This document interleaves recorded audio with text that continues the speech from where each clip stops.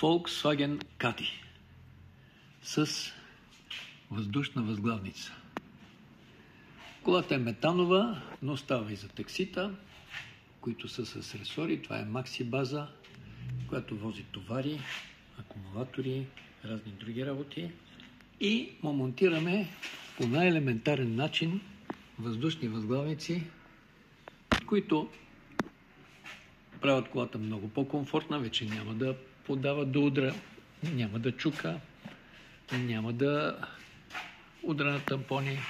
Ето вижте какви планки се хващат горе на шоковия тампон. Това тук е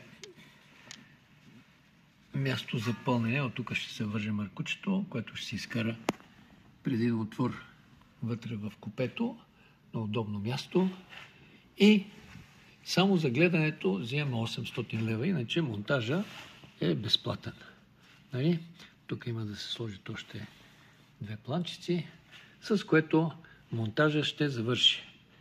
М-комплект 0884-333-269 въздушни възглавници на Volkswagen Caddy Maxi с ресори за бусове, пътни помощи, кемпери, таратайки и други работи. До следващия клип 0884-333-269. Чао!